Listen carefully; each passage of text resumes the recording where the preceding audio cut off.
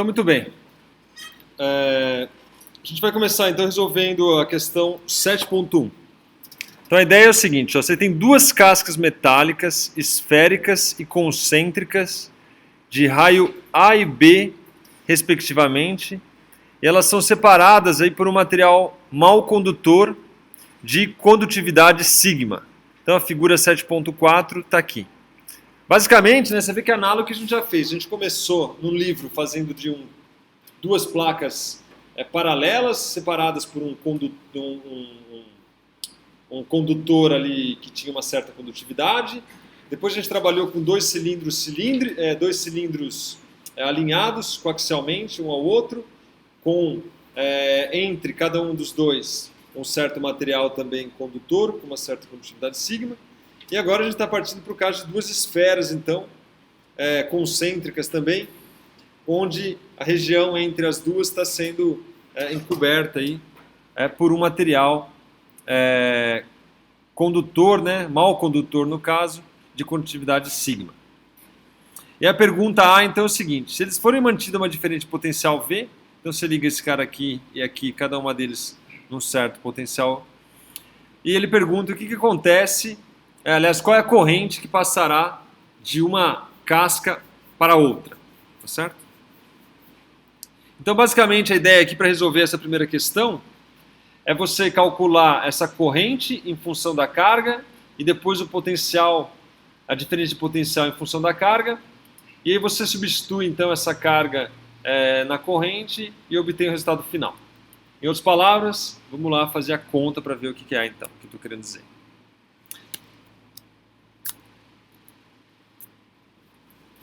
Então a ideia é o seguinte: se a DDP entre elas é V, que corrente passará de uma para outra? Como a gente já viu, né? Então, a minha corrente I é igual a integral de J escalar dA, que por sua vez pode ser escrito pela lei de Ohm por sigma integral de E escalar dA. Certo? Esse aqui é o problema 7.1. Muito bem. Vamos supor que tem uma certa carga Q na esfera interna, tá certo? Então, para ter uma diferença de potencial, a gente tem uma esfera aqui, outra esfera aqui, e a gente vai supor que nessa aqui nós temos uma certa carga Q. O campo entre as duas esferas, a gente sabe calcular, tá certo? A gente pode usar a lei de Gauss, mas é basicamente o campo produzido por uma carga pontual, né, centrada toda na origem aqui, e esse campo, então, como a gente já calculou muitas vezes, nada mais é do que 1 sobre 4π ε0 Q sobre r ao quadrado na direção r versor, certo? Esse é o campo produzido por essa casca esférica aqui, que tem uma certa quantidade de carga Q. Essa distância aqui é uma certa distância R aqui do meu centro, certo? Com isso aí, então, a gente consegue calcular a corrente. Nosso objetivo é calcular a corrente. Inicialmente, ela vai estar em função da carga. Então, simplesmente substituindo aqui nas equações, a gente tira, então, que a corrente é igual, então, sigma. A minha integral de dA aqui é integral em coordenadas esféricas, né? Então vai ficar uma integral de 0 a 2π e uma integral de 0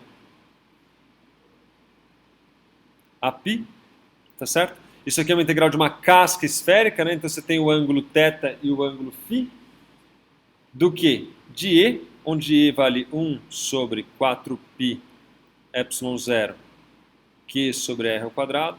Aqui estou pegando em módulo, tá certo? E aí entra o meu elemento de área aqui, que é r ao quadrado, seno de θ, dθ, dφ. Tá certo? Então isso aqui nada mais é do que o meu elemento de área, IDA, em coordenadas esféricas. Ok? Como a gente já está cansado de ver. Bom, o R não varia, tá certo? Porque é uma caixa esférica, então ele tem um R fixo, esse R cancela com esse R aqui, esse R ao quadrado, de forma que minha corrente, então, essa integral a gente já está cansado de saber quanto dá 4π. Então a minha corrente, no final das contas, o 4π vai embora com 4π, vai ficar sigma Q sobre ε0, certo? Então essa é a minha corrente. Muito bem, o que a gente precisa fazer então para calcular a corrente em função da diferente potencial é calcular a diferente potencial em função dessa carga aqui, tá certo? Então para a gente fazer isso, a gente parte da definição da diferente potencial, que é algo que a gente já fez também para o caso de duas esferas. Então a gente sabe que a função, a diferente potencial VA menos VB, onde o A aqui é o meu raio interno e o B é o meu raio externo. Então VA menos VB nada mais é que menos a integral de B até A de E escalar dl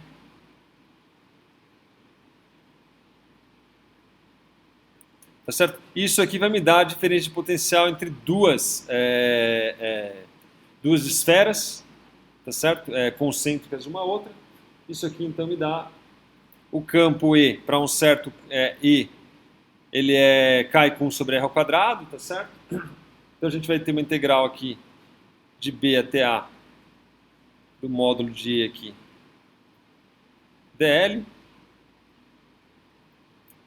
Isso porque o dl e o E vão ser paralelos. Esse aqui é na direção R versor. O dl eu escolho uma trajetória também na direção R versor, tá certo? De forma então que VA menos VB.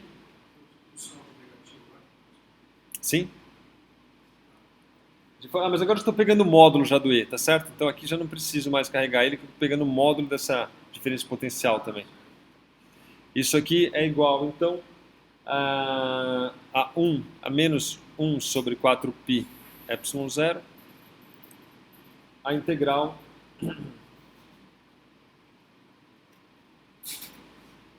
de Q sobre R ao quadrado, e o meu trajetória aqui é o próprio dr, tá certo? Então isso aqui no final das contas, resolvendo a integral, você vai ter Q sobre 4π ε0, 1 sobre R de B até A. Isso aqui me dá então que o VA menos VB, no final das contas, é Q sobre 4π ε0, 1 sobre A menos 1 sobre B.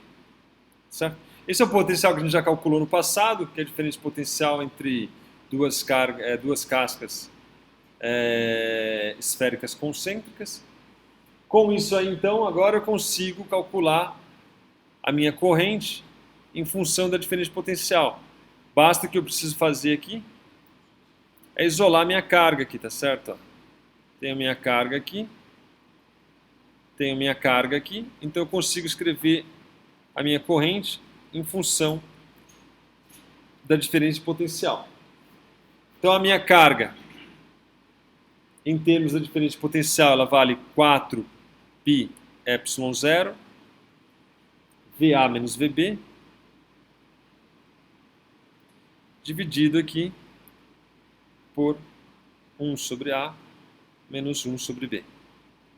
Essa é a minha carga, tá certo? Simplesmente isolei aqui, eu passei o 4π ε0 multiplicando aqui e esse termo aqui dividindo, tá certo? Com o quê? Não, aqui o módulo está aqui, o Q sobre R ao quadrado dr. Tanto faz o módulo aqui ou não, né? Porque no fundo o sinal eu vou pegar o módulo da diferença potencial. Aqui se eu deixar o menos, já dá, essa integral vai dar menos 1 sobre R, né? Cancela o menos e aí fica 1 sobre A menos 1 sobre B. Tá claro? Aqui você pode manter, se você preferir aqui, ó, você pode manter esse cara aqui.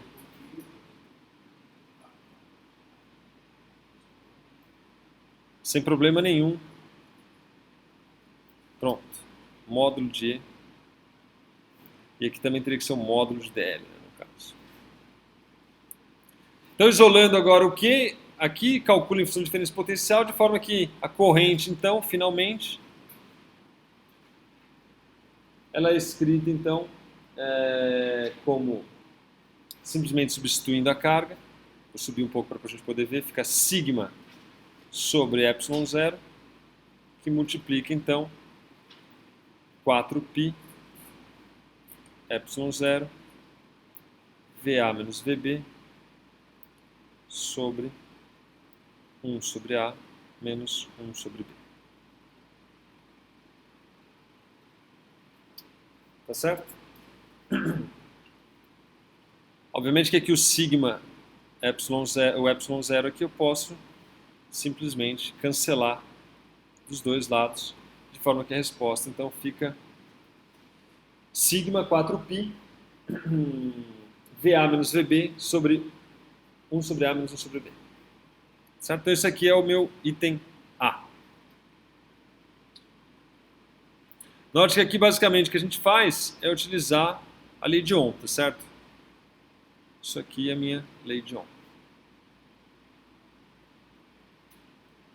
De forma então que eu consigo relacionar a corrente com o campo elétrico. Bom, o item B, por sua vez, pergunta qual é a resistência entre as cascas. Aí novamente então a gente faz uso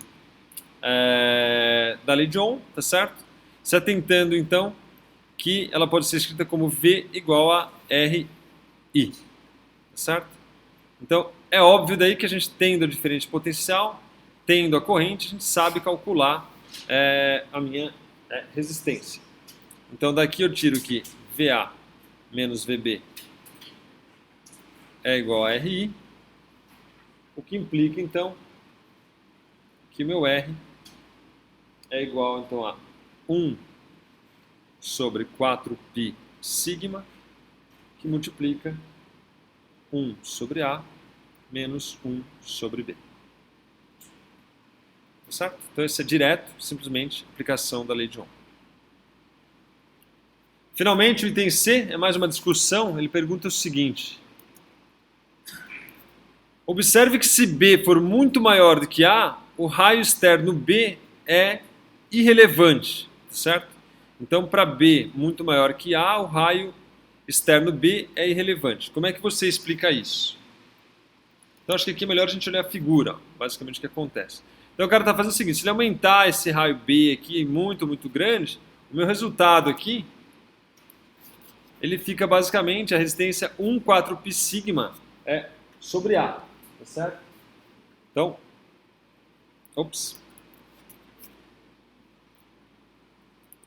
para B muito maior do que A, o que a gente tem aqui, a minha resistência, então, é igual a 1 sobre 4π sigma 1 sobre A, tá certo?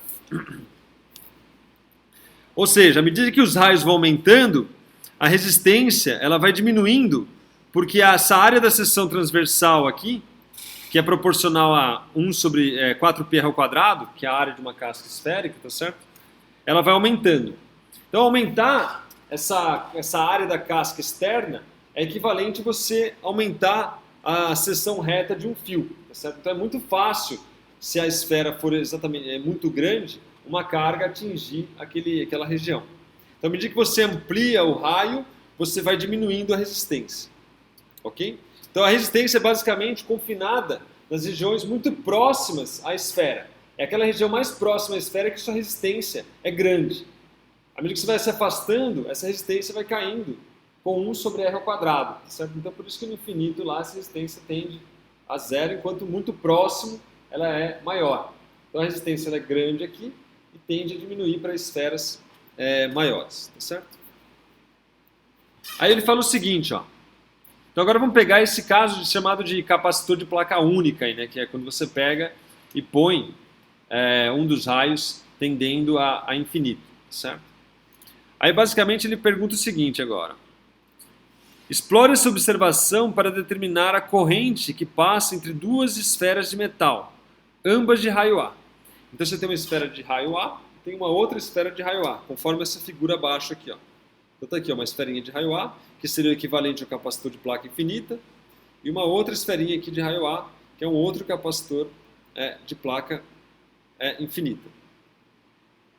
Então, você tem essa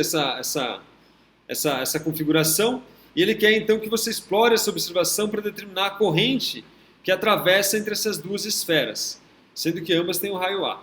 E elas estão mergulhadas no fundo do mar e mantidas aí a uma distância muito grande uma da outra, tá certo? Se a diferença de potencial é, obviamente, mantida entre elas igual a V. Então, qual é a corrente que atravessa entre essas duas esferas? Então, basicamente, o que você tem? Você tem uma carga saindo dessa região e migrando para essa. Para sair dessa região aqui, tá certo? Ele tem uma resistência que é dado por 1 sobre 4π sigma, que multiplica 1 sobre A. E para adentrar a essa região aqui, ele também tem uma resistência que é dado por 1 4π sigma, 1 sobre A, tá certo? Então isso é equivalente a nós termos aí duas resistências em série. Você tem uma carga saindo que sofre uma resistência, e depois ela tem que chegar num outro ponto, e ela tem uma outra resistência para adentrar esse ponto. Então é como se tivéssemos duas resistências em série, tá certo? Então se a gente tiver duas resistências em série, com essa resistência aqui dada cada uma delas, a minha resistência total, então, vai ser nada mais, em série, né, a soma, então vai ficar 2 vezes 1 sobre 4π sigma A. Essa aqui é a resistência total para a minha carga sair de uma esfera e adentrar em outra esfera.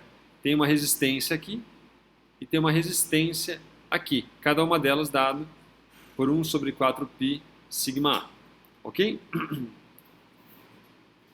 Muito bem. Com isso, então, a gente calcula diretamente aí a minha corrente, sabendo que o meu I é igual a V sobre R, tá certo? De forma, então, que, visto que elas estão ligadas aqui a uma certa diferença de potencial, então o meu I nada mais é do que essa diferença de potencial dividido por R, dividido por esse cara aqui, então vai ficar dividido por 1 sobre 2π sigma A, que implica então que minha corrente é igual a 2π sigma A V. O sigma aqui é a condutividade, o A é o raio da esfera. Certo? Então essa é a corrente aí que atravessa de uma esfera para outra.